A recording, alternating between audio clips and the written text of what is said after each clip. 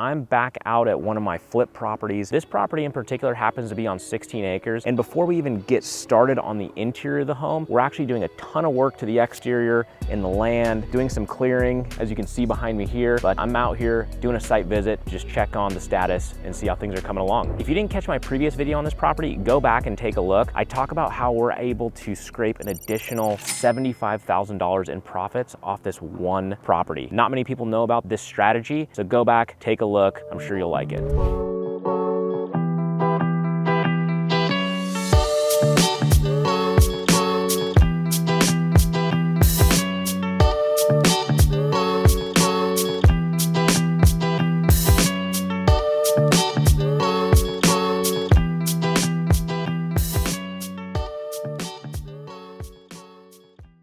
So before we started clearing the property, these fir trees that were back here that we've now removed, and you can see are in piles here, actually came up to about the front of this truck. So if you were standing where I am now previously, all you'd see is a giant wall of timber in front of you that, well, went up to about as tall as these ones right here, and the property itself just wasn't usable. We have 16 acres here, and only roughly 6 of it was actually pasture grass like this is here. The rest was covered in timber. So as I'm walking up to where the timberland used to be, it's already just such a dramatic change in how much it's just opened up this whole area. I mean, even though we're just looking at a bunch of log piles right now, I can already see the vision of how just amazing this is gonna look once we have all this cleared out of here.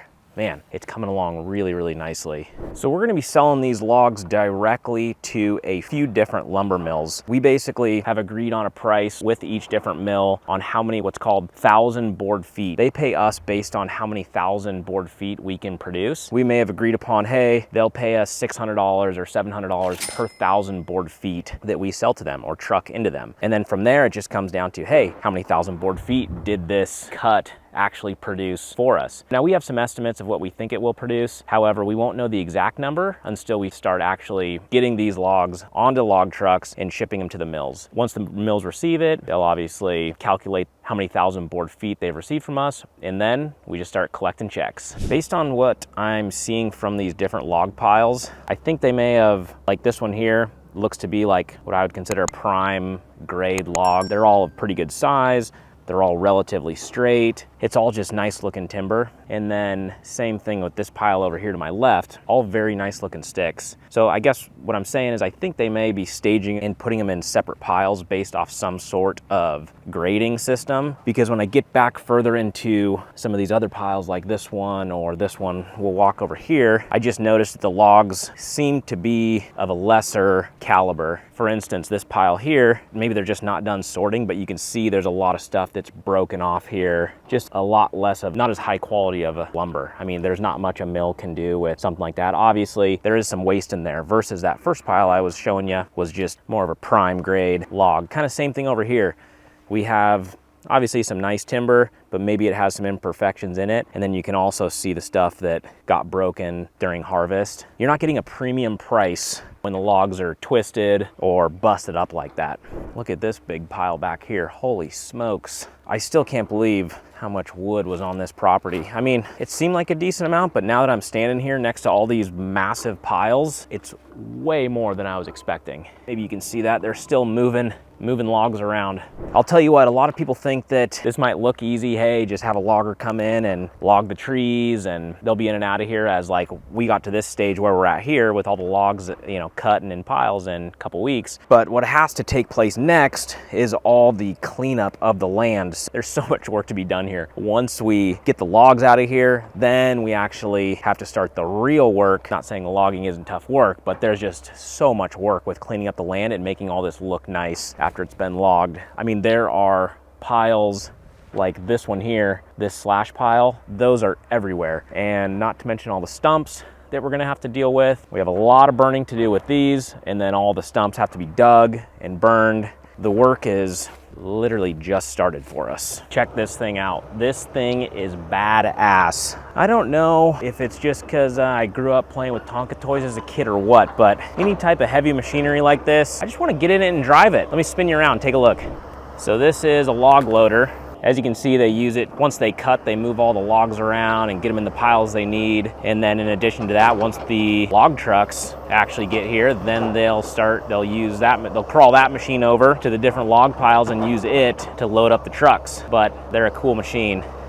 And as you can see, that versus like a standard excavator that has like a bucket on it, that head right there rotates to where it can spin the log in any direction that it needs to. Very unique machine and specific to the logging industry. That's the only reason you ever need one. It's not really a dual purpose machine like an excavator or anything like that. So one thing we're considering doing is, as you can see behind me here, there's our barn. This was all, I'm standing in the original forest land and we've cleared all this out, but we might even try to push and cut a little bit further this way. And I might talk to the gentleman who's cutting and just see if he can take out a lot of these maples or whatever they are here. They're not worth anything, but if we cleared a bunch of those out, it might open up the view a little bit more, because this actually goes down off a bank and this is looking west here. If we clear out some of these trees, not for the purpose of sending them to the mill, but just for the purpose of creating a view plane, we might get some west sunsets here, which would be pretty cool. And in addition to the value of the trees, increase value of the property overall as well. That's something I'm gonna have to look into.